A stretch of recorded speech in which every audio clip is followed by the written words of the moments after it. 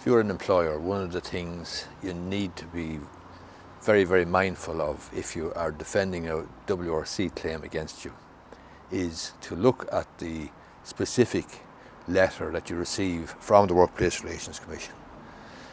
So the WRC will set you or send you out a letter saying that a complaint has been made against you by an employee or a former employee, and that letter will set out the various complaints. Now, the complaint form itself will refer to the complaints and set them out, but the letter itself that's addressed to you with a date on it and so on, that will at the very, very heading have the particular acts, the specific pieces of legislation that it is claimed you are in breach of.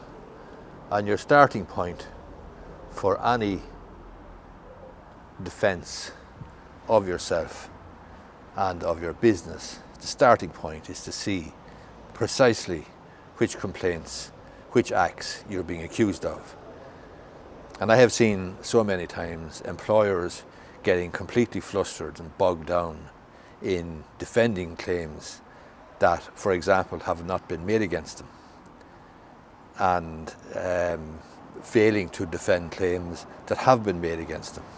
And it's an easy enough mistake to make, I suppose, because some employers with no experience, and indeed some employees with no experience, see the whole process as a sort of a vote of confidence or a judgment on the relationship between employer and employee, which is clearly broken down.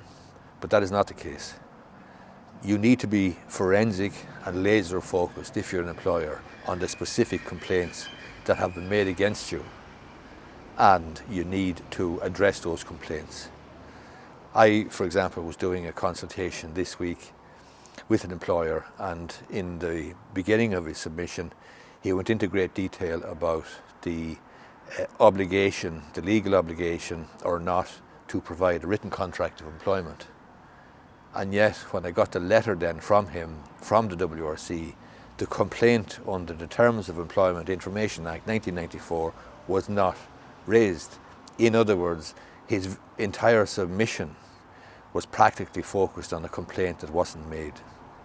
So if you're an employer, you need to be clear, absolutely clear, or else go and get advice, get legal advice. You need to be clear, and if you're an employee as well, you need to be absolutely clear of the complaints, the case you have to meet, what your defence has to be, and so on. But your starting point will be the letter from the WRC, which will set out the specific complaints and the specific pieces of legislation. And on the Workplace Relations Commission complaint form, you're going to see the different complaints, the different areas that the employee has brought the claim about. That's what you need to focus on, not other stuff. And the dispute between you and the employee in relation to the employment is not a popularity contest. It's not some sort of a judgment on morals or ethics or whether you're a good employer or a bad employer. It is specifically focused on a number of complaints, and you need to be absolutely focused on those complaints in order to give yourself the best chance of defending yourself. And likewise, if you're an employee, you need to focus specifically on the complaints that you've made and focus on putting your case to win those particular complaints, but not on extraneous stuff. And to put it simply, there's no point going on about the fact that you didn't get a written contract of employment if you haven't actually made a complaint about not getting a written contract of employment. In other words, if your claim is for constructive dismissal or unfair dismissal or pay or working time, breaks, no breaks, etc., there's no point going on about other stuff. You need to prove your case. So those who accuse must prove. And as I say, those who are defending, i.e. the employer, you need to be clear on what you're defending. Anyway, I'm just down the canal bank here in Enfield at lunchtime, and as it happened,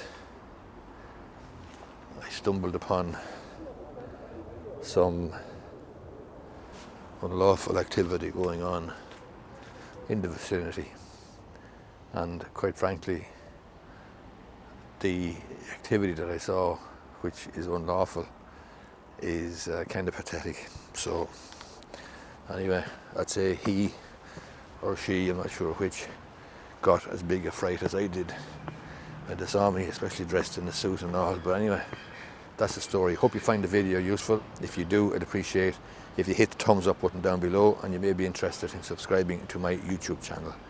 If you're not, why not?